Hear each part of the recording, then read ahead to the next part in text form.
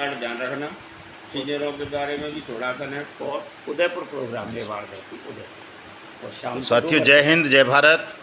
मैं मदन लाल आज़ाद, संस्थापक संयोजक ठगी पीड़ित जमाकर्ता परिवार और all India bike board taxi union, आज दिनांक 22 अगस्त 2023 को आपके समक्ष प्रस्तुत हूँ।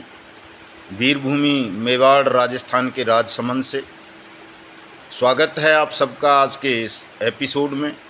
मेरे साथ हैं हमारे यहाँ के जिला अध्यक्ष माननीय श्री रतनलाल पुरबिया साहब, देख रहे होंगे आप, और आदरणीय हमारे अशोक मुदगल साहब, राष्ट्रीय महामंत्री और प्रभारी मध्य प्रदेश एवं राजस्थान। इधर हमारे प्रिंसिपल साहब श्री माली जी, और हमारे राजस्थान के प्रदेश प्रवक्ता आदरणीय ब्रजमोहन योगी जी, हमारे सारथी अरुण कुमार जी। अभी हम सभी साथी राजसमंद से उदयपुर के लिए प्रस्थान कर रहे हैं। आज उदयपुर में कार्यक्रम है और उसके बाद दोपहर बाद डूंगरपुर में होगा। दोस्तों, इस वीरभूमि मेवाड़ में इतना प्रेम, इतना आदर, इतना सम्मान तमाम साथी दे रहे हैं जो हमसे कहीं ज़्यादा आयु में बड़े हैं, शिक्षा दीक्षा में हमसे बड़े हैं, जिनके अनुभव बहुत विशाल हैं। उन तमाम साथियों का सहयोग और आशीर्वाद मिल रहा है और प्रेम तो अद्भुत है।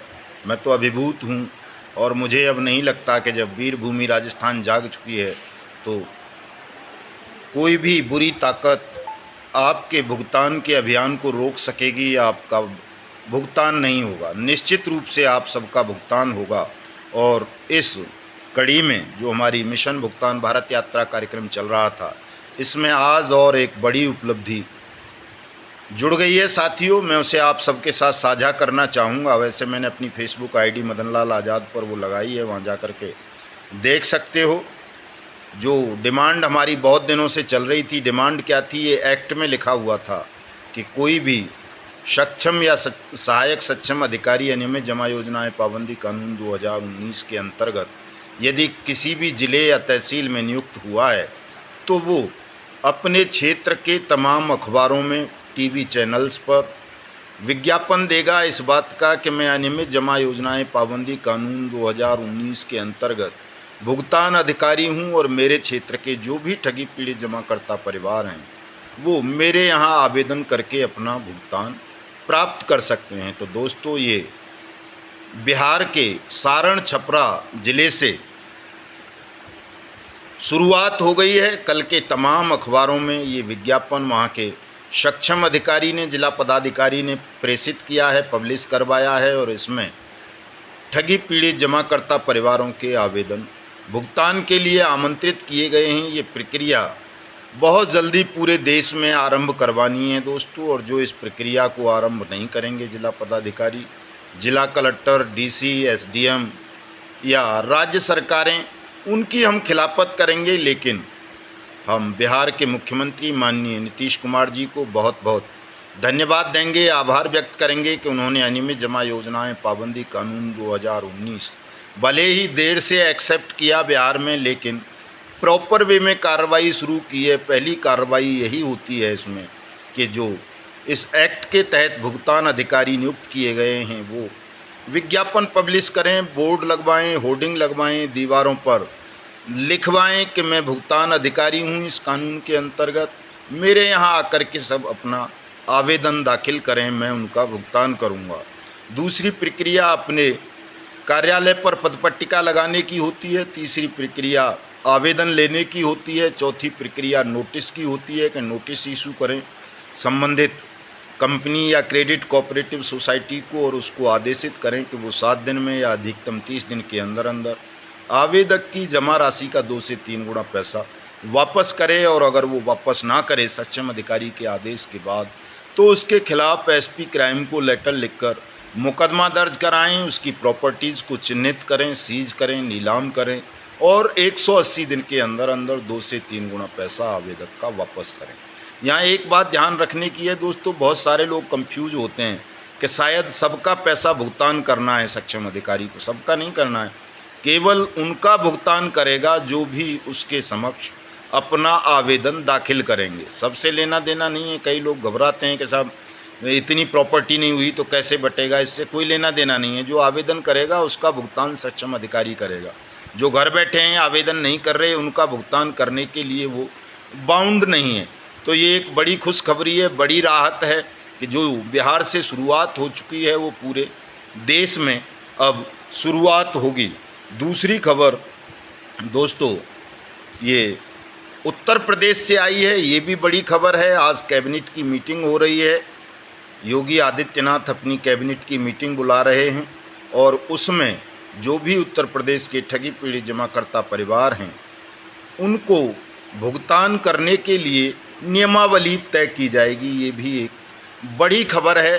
तीसरी खबर राजस्थान से संबंधित, मैं आपको पहले भी बता चुका हूं कि राजस्थान में अनियमित जमा योजनाएं पाबंदी कानून को जिस तरह से लंगड़ा लूला अपंग गहलोत सरकार ने बना दिया है, हम उसको दुरुस्त करवाने के लिए, कानून को ठीक करवाने के लिए, कानून की प्रक्रियाओं का पालन करवाने के लिए 5 सितंबर को राजस्थान विधानसभा का जयपुर में घेराव कर रहे हैं। मैं अपने तमाम राष्ट्रीय पदाधिकारियों से कहूँगा, चूँकि ये पहला विधानसभा घेराव होगा इसलिए वो सब जयपुर आएँ और राजस्थान के जितने भी ठगी पीड़ित जमाकर्ता परिवार हैं, हमारे ठगी पीड़ित जमाकर्ता परिवार के पदाधिकारी हैं, चाहे वो जिला लेवल के हों, तहसील लेवल के या प्रदेश स्तर के, वो सभी कम से कम 5-5, 10-10 लोगों को अपने साथ लेकर 5 सितंबर को जयपुर पधारेंगे और जयपुर को पूरे को घेरना है। मैं पहले भी बता चुका हूं कि केवल विधानसभा नहीं घेरनी, बल्कि जयपुर के जितने भी प्रवेश द्वार हैं, जितनी भी सड़कें जयपुर के अंदर को जाती हैं,